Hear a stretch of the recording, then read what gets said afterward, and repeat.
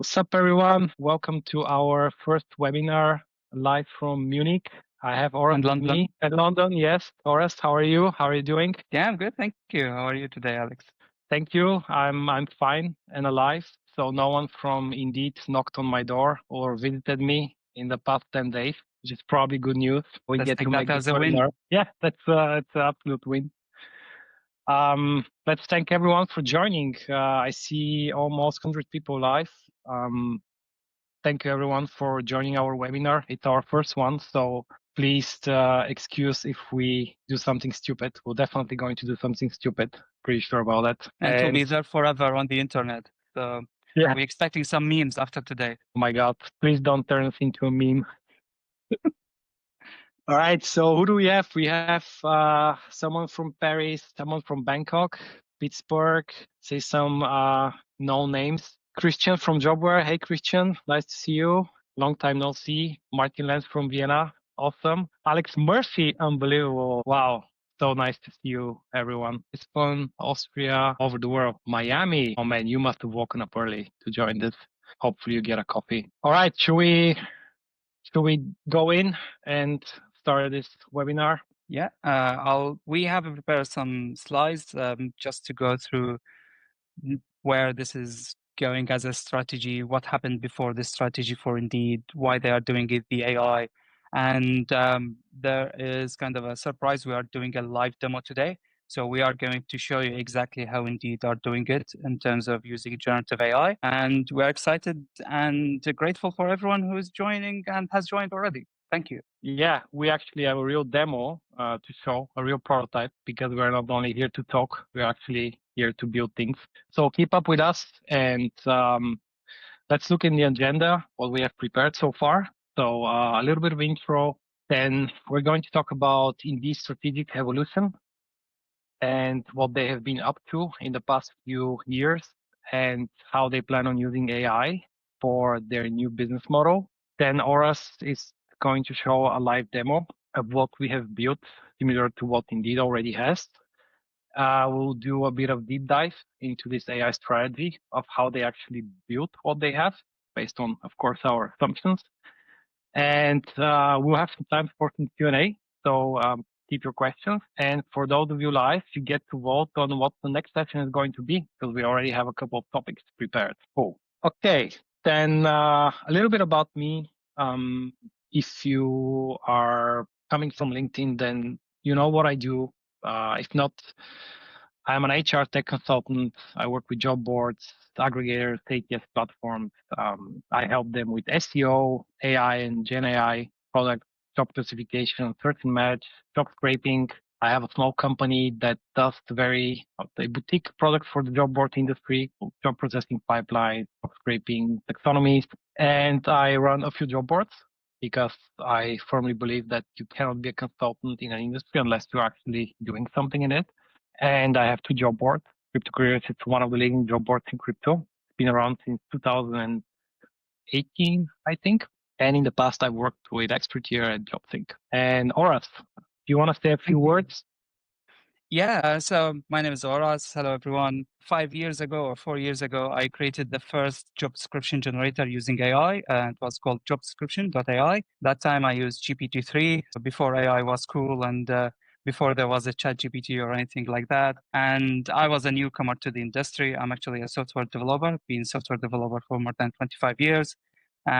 During my learning about the HR tech industry, I created multiple products. So the next one was top-line resumes, where you upload a CV and will tell you exactly the missing skills from the CV that are trending in the market right now.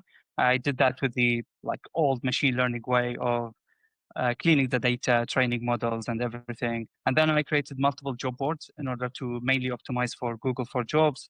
And the recent product that I have created in the HR tech is called Resume EA, which is a free AI resume builder where job seekers can just create a resume on the fly, see it in real time, and then export to PDF that is compatible with all the ATS providers. Yeah, maybe I want to add a few words because you don't write as much on LinkedIn, so people are not exposed to you in the industry as much as they should be. Because Oras is what I would call like an AI HR tech OG. And the way we met was that he posted on LinkedIn his job description AI thing. And I'm very skeptical to, people not from the industry building AI stuff. And this was before ChatGPT, right? But it was GPT-3, right? Or GPT-2? It was 3, right? GPT-3 when it was like that time. It was just a waiting list. Like you cannot even sign up to use the API. Yeah. You have to present your use case and like give the list of all the security measures that you have done to mitigate any potential issues or harmful materials coming out from GPT-3, just to get the approval to go live. Yeah, and back then every VC picked up GPT-3, right? So it was again like a very hype topic, and I thought that this guy has absolutely nothing to show. So I wrote below your LinkedIn post that you should talk to the Chat and Cheese guys, and they invited you to, what is it called, the firing squad, right? The firing squad. Yeah, I was grilled for 1 year on air. Shout out to Chat and Cheese. Yeah, shout out to these guys and their awful American jokes that they like to do. Really unacceptable for Europeans out there. But what did you get? Did you get like a golf clap or what was it? Or no, it was just a clap. It was just a clap. Yeah. Which was fine. Like they didn't like it wasn't the worst. So I take it as a win. Nice. So yeah, that's how we met, and we've been keeping in touch since then. And I mean, let's move on. We have 2 sponsors. So we would like to thank Jobico, our gold sponsor. As you know, Jobico is the first complete job board solution that supercharges any recruitment advertising business. They combine channel programmatic job advertising, the Jobico Air product, and they have a very flexible job board SaaS and AI-based search and match tech. I think it's probably the best product on the market, and I also work with them, so I'm helping them with SEO. Hi, Kare, how are you? I just saw it in the chat. Kare from Job Index joined. That's fun. We used to exchange a few emails. You got a settlement with Google today signed, right? You tried to sue them for Google Jobs. Congrats on that. The amount was undisclosed. Maybe you want to write in the chat. What did you settle for? Probably not. And let's thank our second sponsor, the bronze sponsor, RightC. They help job boards and recruitment marketplaces unlock new revenue and enhance their candidate experience by providing human resume writing and AI job preparation tools to the users. They integrate in less than a week and can return 2 to 6 USD per resume. So if you want to make some money with your job board after you buy the job board from Jovico and Martin, then talk to RightC. So thanks to the sponsors. Shout out to them for sponsoring this event. And let's jump in. Is there anyone from Indeed in the audience? Let's check this briefly. Otherwise, we have to stop. If there's someone from Indeed, we cannot do this. Especially if there's a lawyer from Indeed. Is there a lawyer from Indeed? Anyone from Indeed police? No. Okay. Cool. So, I mean, Indeed grew tremendously in the past 20 years. In the screenshot, you see Indeed in the old days, which was, we have a former Indeed person. Okay, so that's okay. That's okay. That's not dangerous. So Indeed on the left was just like an old classified ad collection, right? And very quickly, they managed to establish themselves as a search engine. And I think they introduced cost per click in 2005 as a product. So they were pretty much the first on the market for jobs, which is how they transitioned essentially to this search engine. And a little bit later, I mean, this is according to them in 2011, and starting there, they started moving to a marketplace. I think the reality is that the marketplace change happened a little bit later, but it's interesting how they grow and how they actually grew. And we have this slide from them, which is the Indeed SEO flywheel. So this is something very interesting because the way Indeed actually grew organically was that they started scraping jobs and they got tons of organic traffic based on the scraped jobs. This is way before Google Jobs. And the way you would actually get traffic from jobs is that you can just target keywords from job seekers, right? So like people searching for specific keywords. And this way, they attracted more job seekers, which brought more employers, more revenue. They got some money to spend on SEM, so they started dominating these keywords also in the paid area, not only organically, which gives them more job. And this wheel is just spinning and spinning and spinning and driving traffic to them and letting Indeed grow. There is still actually an artifact from this time. If you go to Indeed to the browse job section, you can see these collection of keywords that they have collected over the years, over the past 2 decades. And this is part of this SEO flywheel, right? So when you have a lot of jobs, you're actually able to target a lot of keywords nowadays and back then. And this is how they managed to grew from just this basic classified portal to like a real recruitment powerhouse, at least organically speaking. And I guess we can look at a little bit like the revenues for look pretty good for them. Again, these are all Indeed slides. We did not come up with this data. It's what they share. I guess 2023 wasn't that great for them, right? I mean, seems like a small revenue dip. So probably the whole marketplace strategy was good. But it's never enough. Indeed's problem, it's a business problem, right? Their take rate actually declines when the salaries of the placements grow, which is actually the other way around when you think about it. So if I, as a German headhunter, placed someone in a software development role, I would get something between 25 and 30% of their annual salary.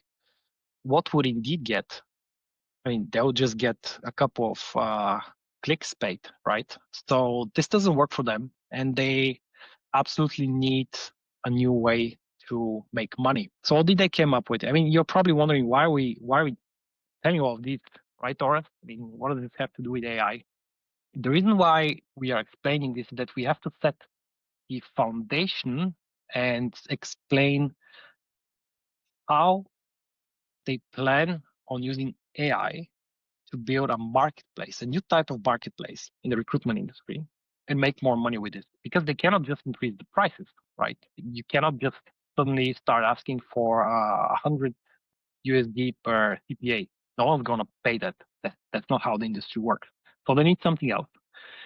And this is when they started talking about the actual transition to a marketplace and this whole addressable market. Because when you're in a marketplace, you're not only addressing now the job advertising and talent sourcing budget, those 32 billion in the lower right corner. You actually have a significantly larger addressable market to compete in. So here on the left, the search part of Indeed business, the searches and the clicks, addressable market, 32 billion. The marketplace side of the market, another 300 billion, just waiting for someone to grab them. But you need something to build it, right? You cannot just start doing it based on nothing. And this 10x opportunity is what their whole strategy is based on for the next 5 or 10 years. And they have been extremely public about it. It's actually the first time that I see a company as secretive as Indeed to be so public about a topic like that. It's a very sensitive topic, and they lay out their strategy completely online. Everyone can read it, including two guys like us, not having the opportunity to ever sit inside of an Indeed boardroom, which is probably very boring.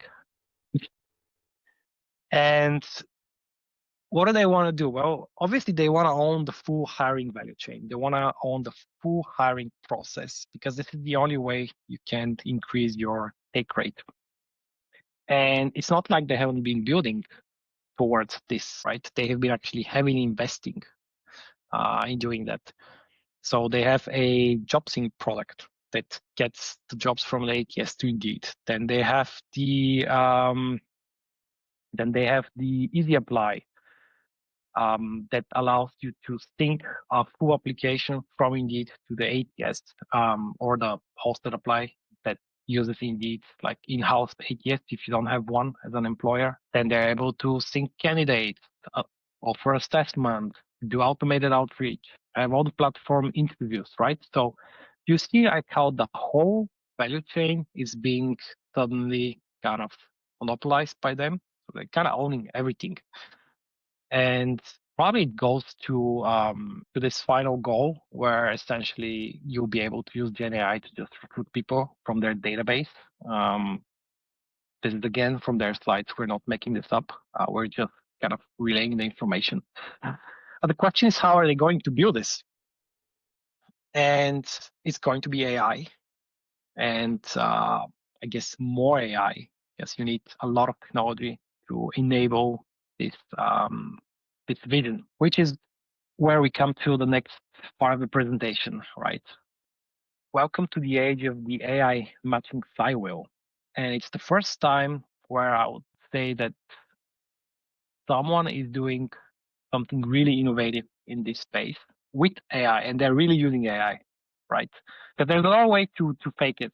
You and I, Oras, have seen so many examples of in the industry where people planning to do something just to find out that maybe there is a small team somewhere in a cheaper country actually automating the work that the AI should be doing. And the way this thing works is that, yeah, we still have the jobs. We have more jobs that give more traffic. But if we have more data on the jobs that we extract in a structured form, we can use this data, A, for SEO, of course, to capture more organic traffic because we are able to now target additional keywords that are beyond the usual job title, job description. Job title and occupation-based keywords. And once I have the user activity that people do on the platform, I can actually build their profiles, essentially gather the data about the job seekers.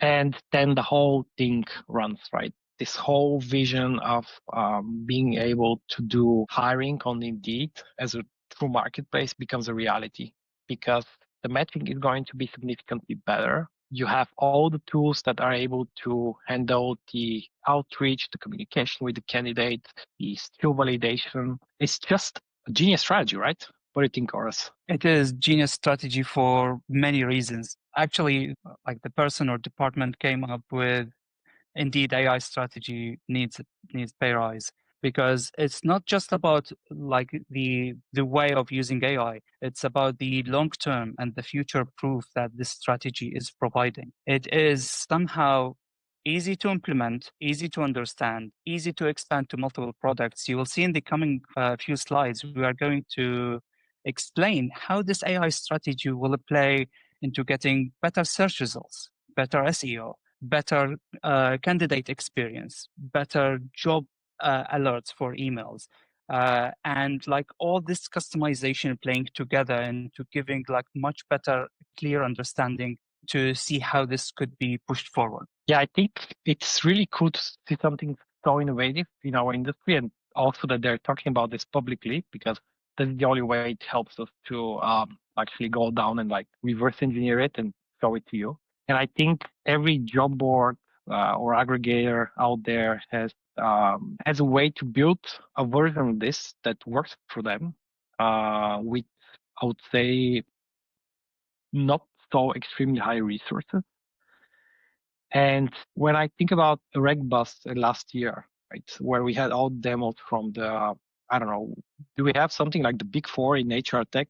But if I think about like Stepstone, for example, and the other large job boards, like what they presented was mostly job description generation and AI-based resume, and I think like some basic form of outreach automation, which is it's just lame for lack of a better word.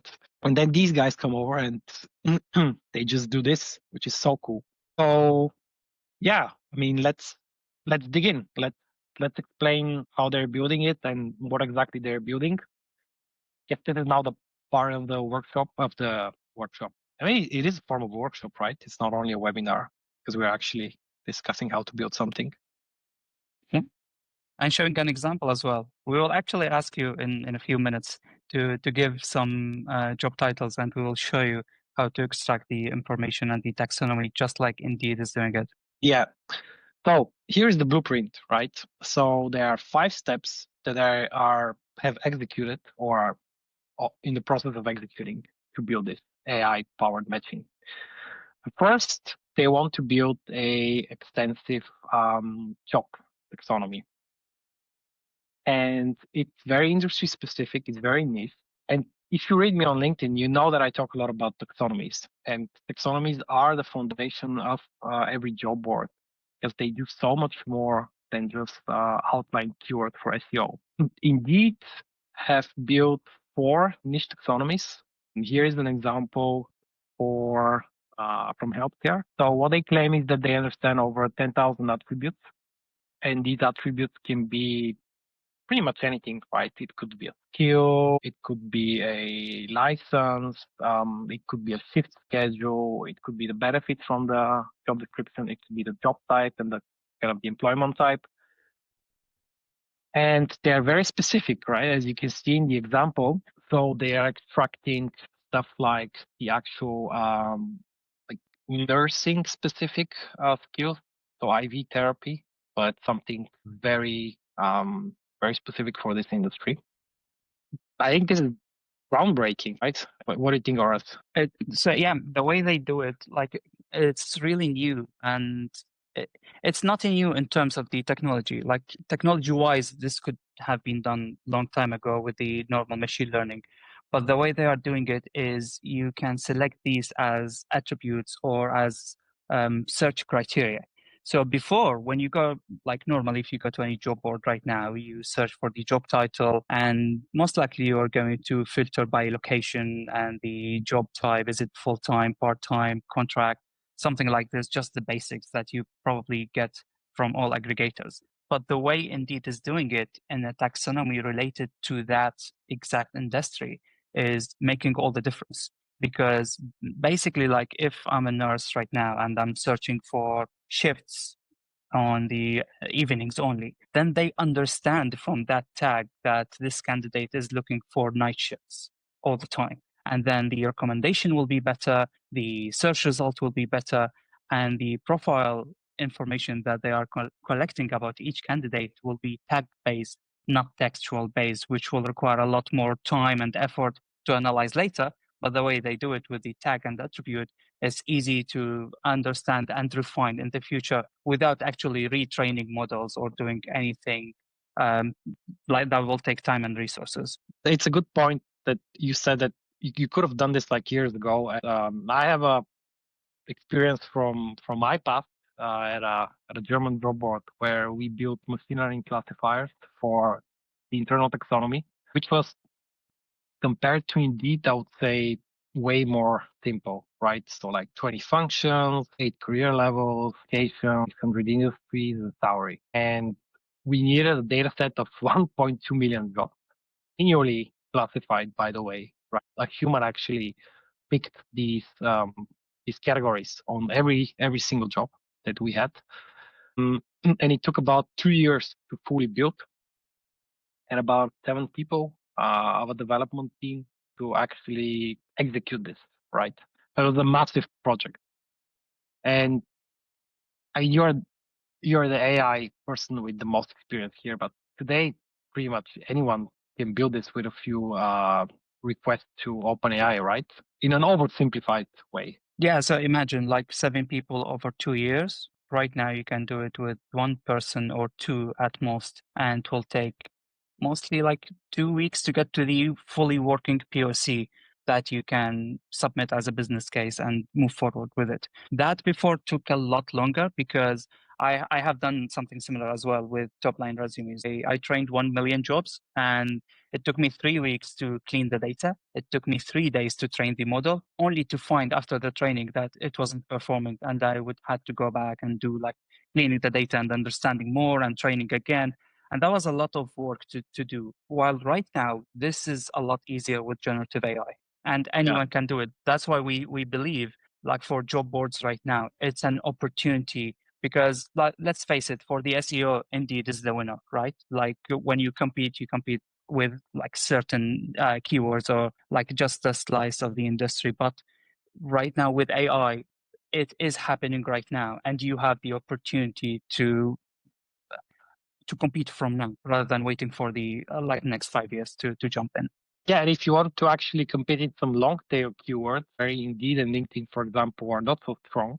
They are such. This is the way to go, right? You need to be able to extract these, and I'd say it's a very interesting approach. Also, for another reason that people usually think that AI matching has to be something extremely complex, right? In this case, AI is what gives you the data to build your matching on top of, right? Because they're still going to use this criteria essentially as filters. There's no, like people usually say stuff like, let's just send 20 jobs with a profile to ChatGPT and ask it to do the matching for us. Right? There's nothing like this. Thank God, right? If you do this, you'll probably get into a lot of trouble, also with the law. So I mean, let's dive a little bit more into that. They have an example from, I think, for nursing. So if you go now on Indeed and you input a job title, which is in one of those four, I'll say, categories or verticals, you're going to get different search filters, right? As you can see, for example, for nurses, they have licenses, shift work settings, and like other specialty.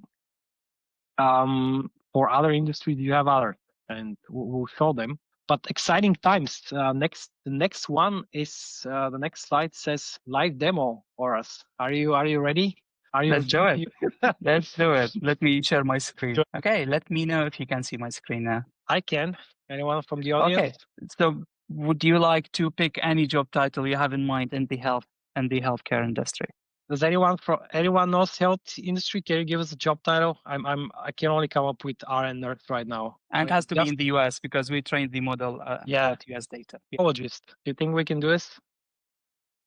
Theater nurse. What is this? Is this like a nurse in the theater? Let's do a couple of examples, right? Yeah, we can do multiple examples. So what I'm going to do here is I'll copy the job description as it is. And we have created a tool here to extract the taxonomy. So all I'm going to do is to paste the job description here and click analyze. And within a second or two, here you go. We don't see it yet. Oh, you don't see it? Sorry. Let me stop that and share again. So there's a funny joke with this, right? In Germany, when you go into a presentation with some older white guys, they always say something like, "Oh, let's see if the technology will play along with us." So is the technology going to play along with us? I'll stop sharing and try again. I don't think the technology is playing well. Man. Okay. So you still see my old screen, right? No, just a blank screen. Oh. I think this is probably Indeed, interacting with us. They called I will broadcast. Probably. Yeah. I think I'll rejoin again, if that's okay, just to fix that issue. Okay. Bear with us for a second, everyone. I'll answer some questions while he's joining. Yeah, we can print it and we can scan it for sure. That's a good idea. Okay. We see Indeed. We see Indeed. That's good. And do you see the HR Tech Lab? Yeah. Okay, cool. Now it's cool. Yeah. So I will copy the job description here from Indeed, and you can see the tags here. And I'm going to paste it here and analyze. And within a second or two, here you go. The job type is full-time. It requires a registered nurse license. The shift is Monday to Friday, no weekends, specialty, and work setting. Nice. It's pretty cool. What was the other job title that we need to check? Let's see. We have an occupational therapist. That sounds good. And a radiologist. Okay, radiologist. And let me pick one randomly from here. Yeah. I mean, hopefully people are convinced that this is not a pre-created demo. Yeah, and by the way, so after the webinar, we are going to send this link to everyone so you can actually check it in real time. This is a live link, so it's available online for you to check. What did we get? RN license again? Yeah, and the shift is day shift and Monday to Friday, specialty radiology, and you can see it's in-person, hospital, outpatient, inpatient, clinic, and university. And so that's something about the job type here. If the job description is mentioning that this is flexible, we are hiring for multiple people in part-time, full-time, or like contract or anything else, you will get all the taxonomies that are mentioned in that job, which means in the future, like whenever you use that data later, the filtration will work pretty well, because if you are searching for part-time, you will see that job.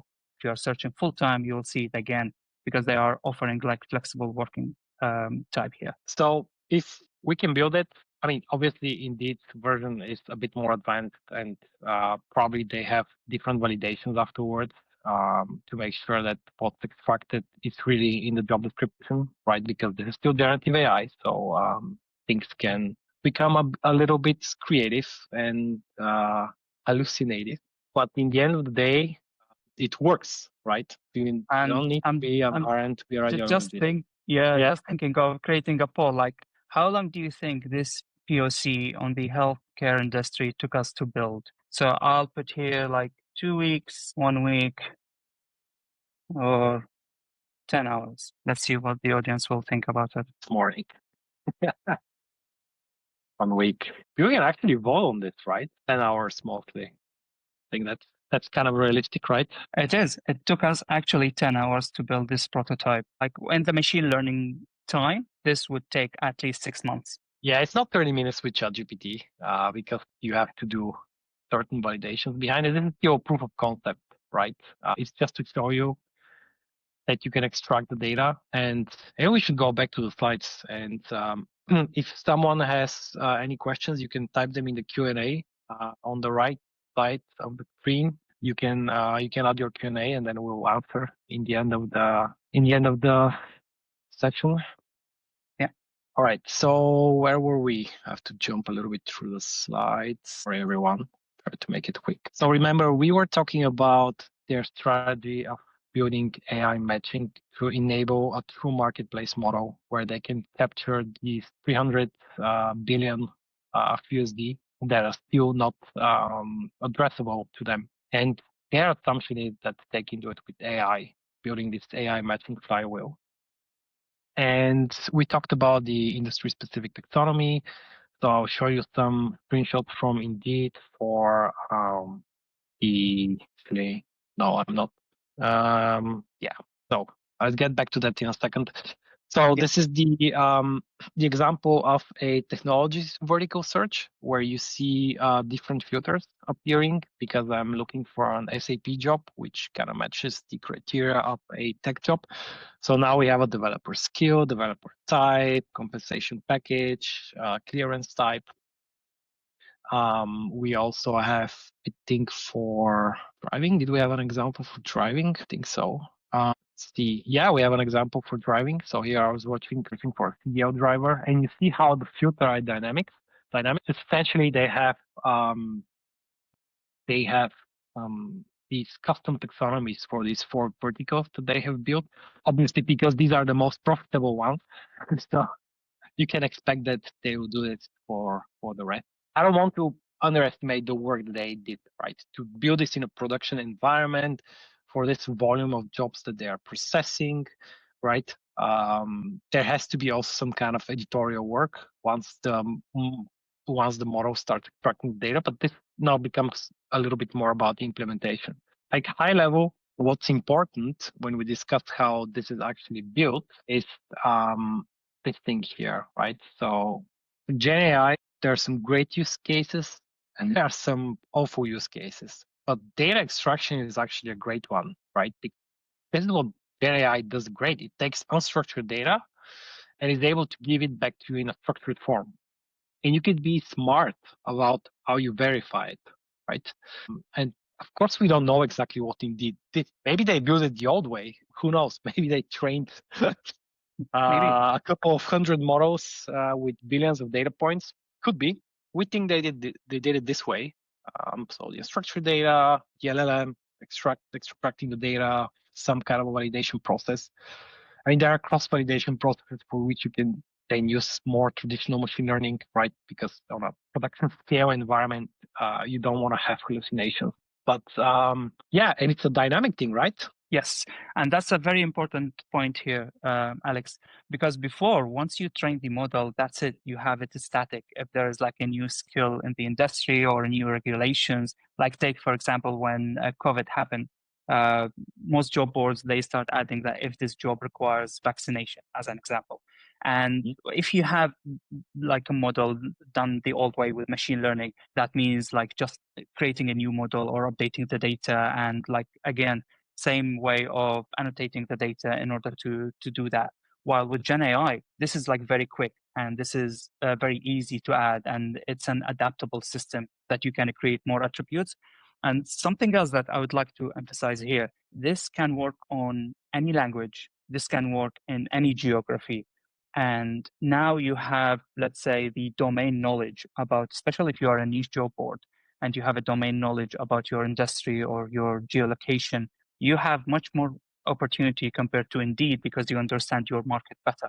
And you will create your own taxonomy that most likely will outperform Indeed in that perspective. That's a very important point, because the way you can differentiate yourself in a world where everyone has access to the same model is your own data or domain knowledge, right? This is what you cannot get with a simple prompt. So that's a big differentiation and a big opportunity for everyone, I think. So it's great that you brought up this point. Very good addition. So now, moving on, we have this data on the jobs. What can we do with it, right? I mean, we can actually start collecting the same data from job seekers, right? I mean, that's the most logical thing. And this is where Indeed build these, I call them like microtransaction type of profile updates, where based on the job you are and these taxonomy data points they have extracted, they ask you if you have these skills or licenses, etc., and you can add them to your profile, right? And you might think that people don't do it, but they collected 2 billion unique data points in 2023. So that's a lot, right? And it's a hell of a lot easier to do matching based on this type of data than to do matching based on job titles and synonyms, which the majority of job boards still use today as the core of their matching foundation, right? We have the data from the candidates, we have the data from the job seekers, from the jobs, and we have to also validate it. Here is another example of how they actually drive qualified applicants to apply to these jobs, because they highlight which skills you have that are required for the job. And then if you don't have certain skills, they would highlight them to you and say, okay, you know what, that's probably not a good opportunity for you. Don't apply. Or if you have these skills, add them to your profile, which adds a little bit of friction, but it actually improves the quality of the applications. So how do we validate these data points from the job seeker? Well, the simplest path is to use the skill assessment as part of a pre-qualification process that Indeed has. So as you can see, they're also quite popular with job seekers. 1 billion assessments taken. I think these numbers were from the past 3 years or something like that. And what I think, I mean, I'm pretty confident they're also using some signals from the job seekers based on what they apply to and how they behave to kind of decide, okay, is this profile, I mean, this profile claims that they have this, but actually based on these actions, we now know highly likely that indeed this profile has this type of skill. So having this data means that when you have a match between a job and a candidate, you can actually personalize the outreach message.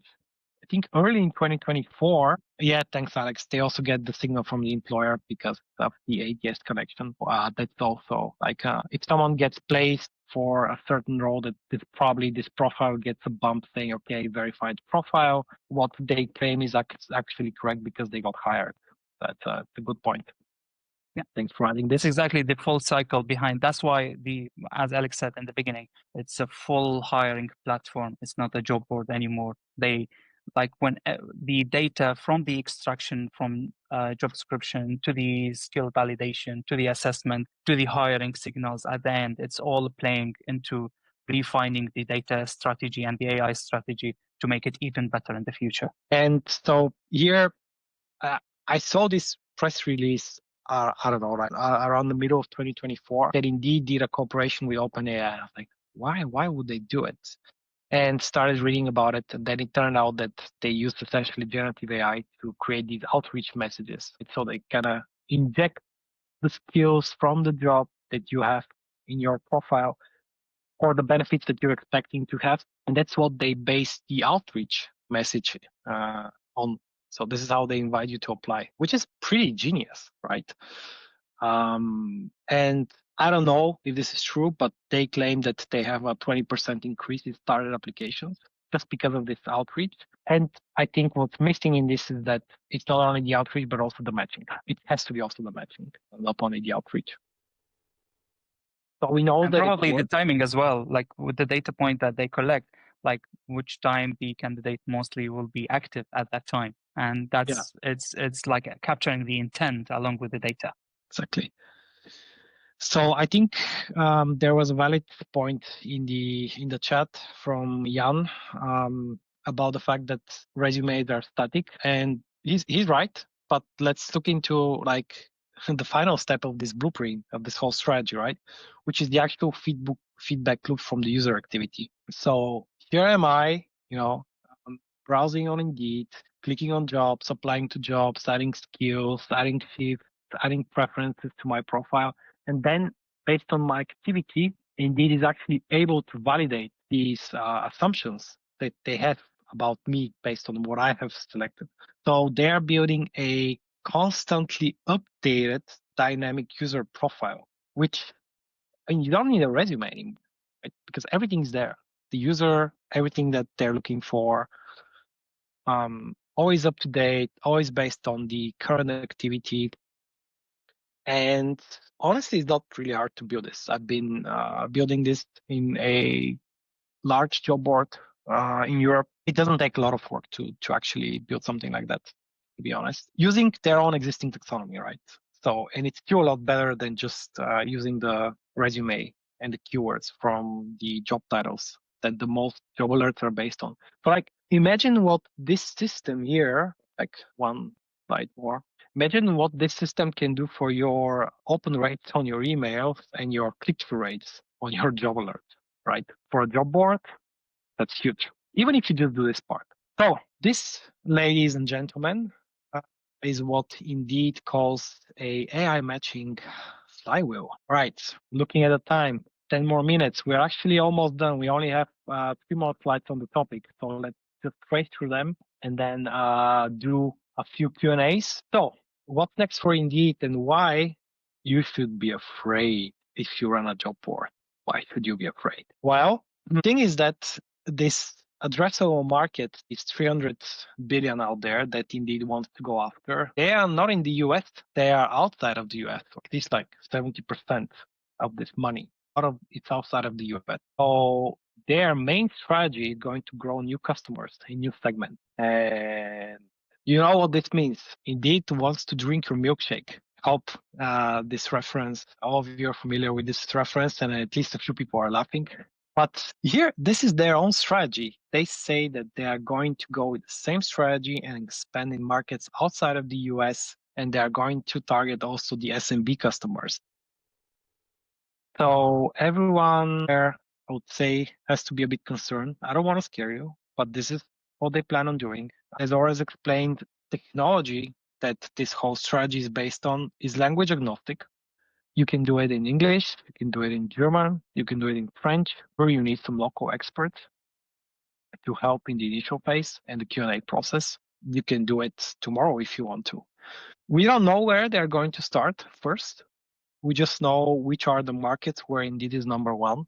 So that's the US, Canada, the UK, Germany, and the Netherlands, and Japan. So most likely some of these are probably going to follow suit. Yeah, I think this is the opportunity now. As we showed you, it's technology that pretty much anyone can build because these models are open. Anyone can query them. It's all about going and executing. Yeah. And models are going cheaper and cheaper. Like 5 years ago, the cost of using the highest model from OpenAI would be probably 100 times more than what it will cost right now. And these models are going cheaper all the time. So now is the time to build and scale. because it's not going anywhere. This is just going to get better, and you need to leverage that time.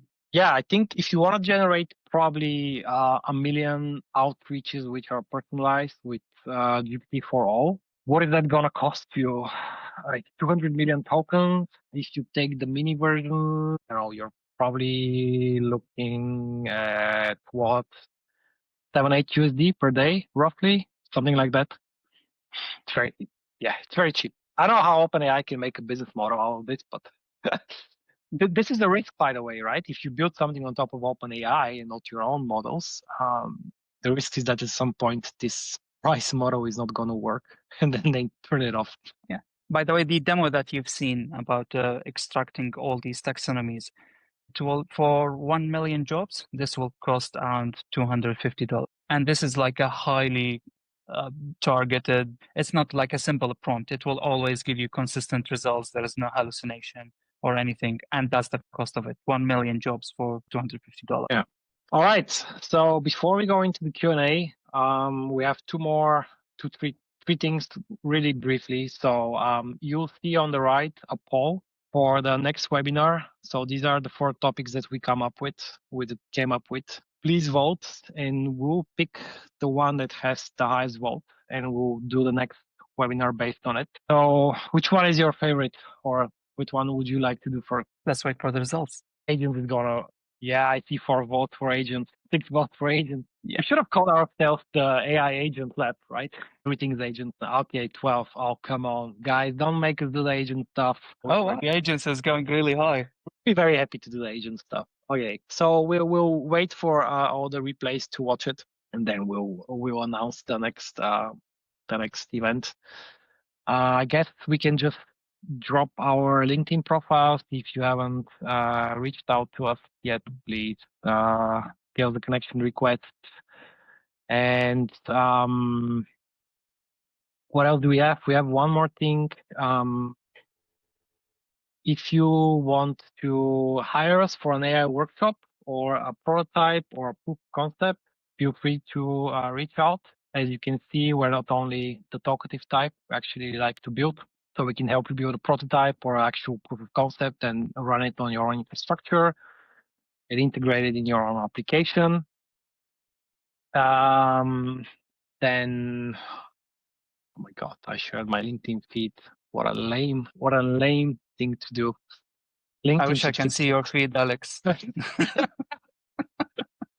My feed is not great. And we want to thank once more our sponsors, Jobico and Rightsy, for being so nice to sponsor our first webinar. And yeah, I think, wow, we are right on time. It's the first time ever that I'm right on time with a presentation. I'm so glad we deleted half of the slides, as you suggested. Oras asked me to delete half of the slides, and I was like, no, we need them. But that was a good idea. All right, Q&A. Let's see, Q&A. Oh my God, some questions are very long. We're going to skip them, right? No. Do you want to do the first one? Yeah. So when analyze the description and extract the attributes, I'm assuming that it's extracting those against a canonical set of taxonomies. Yes, you're right. That is, the terms from the various taxonomies, licensing options, work time are canonical, and the classified is just extracting from copy against the canonical model. Yes, you're right. Because the other way of doing it is just asking the model to come up with answers. It's not going to work. Like, we have tried that before, and there is a high risk of doing it. First of all, these models are not really trained on jobs. They are trained on all kinds of data. Second is whenever the provider like OpenAI, Anthropic, or Meta with Llama changes the model for improvement or whatever they do, you would lose that data because AI is not really consistent. So without canonical, you lose the consistency. So it has to be this way. I think also the answer to the second question, which was it started. Wow, Crowdcast is such a cool tool. Really unbelievable. So how do you compare the skills extracted from descriptions between each other? Well, you don't have to because you have a canonical taxonomy. So you only extract what is kind of the same, which was LinkedIn's problem back in the days when they crowdsourced their taxonomy. However, I could see a case where you'd have to cater for certain variations of the skills, which is again part of the canonicalization of the taxonomy, right? So when you know that C++ is the same as C space plus and so on, it kind of handled as a next step after the actual extraction. I hope I was able to answer that. Okay, let's move to the next one from Emmanuel. Which model did you use to build your example? Did you try different ones, and which one gave you the best results for this use case? So we tried the one that we're using right now is Google Gemini Flash 2, and we tried OpenAI for O-Mini as well. I think Google Gemini Flash 2 is better than the Mini one from OpenAI, but it's a personal choice. That's what we tried together, and we found the best results. But in the future, if you want to try other models, I would suggest getting a model that supports structured data. Will we share the presentation? I'll do this very quickly. Yes, so for everyone who subscribed to the event, there will be a follow-up email with the recording, and then we'll also share the presentation. We are a bit afraid of Indeed, so if you don't hear anything from us in the next 2 weeks, please call the feed. What else do we have? 1 more minute. This one. Do you want to do this one? Yeah, without going into too much into, I don't know how to read this word anyway. How is the matching done? Basically, how is the applicant data used to assess qualifications willingness? So if I understand the question correctly, when you say I have this skill, there will be an assessment later on. So this one is not an AI one. The assessment, to my understanding, the assessment is done in a different way. Correct me if I'm wrong, Alex. So the assessments is something else. Yeah, it's a different product, but it's based on this. It's attached to the canonical taxonomy, essentially. But it's something that they had way before the AI part. So what languages are supported? Well, I guess all of them. Whatever language the model supports. I mean, this is a tricky question, by the way, because generative AI, right? The quality of responses kind of tends to vary a lot between different languages. So if you're going to build a job board in Thailand in the native language, might not be as good as English, which means that you need a little bit more validations. Yeah, let's go to the next one. So if I offer CV search, is this something you could plug into our existing product to search and match our database of candidates? Yes. So this is a really good question because this, let's say, this way of extracting taxonomies can apply to anything from job descriptions to CVs. So yes, it could be done. Cool. So a long post from Alex. Alex Murphy from JobThink. He likes to do them long. Worth noting, Indeed used to ingest jobs with a limited number of fields for each job record. Starting 2 years ago, they started to update their XML guidelines to request and then insist on getting more structured data. This is a primary source for the data that is showing up in these facets. Probably for some of the facets, but not for all, right? Because not everyone can provide the shift, for example, for a nurse job, or can they? I think it probably it's a mixture, right? If you get the salary from the actual employer, you don't have to extract it yourself. It's not necessary, you already have it. But I think in these standardized taxonomies, the new ones, I think they are specifically what Indeed is built. Okay, and I think the last question. Yeah. How could we differentiate between what platform users wish to do and trusts biz had done in the past skills? This is not something for AI. Capturing the career path is something really hard to do. I think, Alex, remember when Google tried to do the career path and educate as part of Google for Jobs? It didn't go well. Yeah. I think career path progression is something that Josh Bernstein wants to solve with his HR LLM. So let's wait for him to solve this, and let's talk again about career progression. I think my issue with career progression was always that it's based on past data, and this is how LLMs work. So you have absolutely no indication if the past career that you're going to use as prediction is good or not, right? Yeah. I mean, I spent 14 years in this company doing these things that I moved to another company. Maybe I moved because I didn't like my boss. I loved my job, but I didn't like my boss. So is it a good career progression or a bad one? No, no. Right. Last one. Last one. How fast do taxonomies extraction work? Let's say we need to process 300K jobs daily. My friend, this is nothing. Yeah, that's very easy one. Yeah, you just like I think you're thinking of processing them sequentially while you just need to do them in parallel, and that's it. Yeah, you can do it in parallel. So I think the maximum I was able to get OpenAI to classify jobs was about 10,000 per minute. But I have pretty high limits. So you have to check your limit. Yeah. It's a token limit and it's a request per minute limit. All right. Well, thank you, everyone. At some point, we had 190 people, I think, live. So that was amazing for a first webinar. I hope you liked it. And give us a shout out on LinkedIn and follow us on LinkedIn and watch your email for the next webinar. Thank you, everyone. Thank you. Bye-bye. See you in the next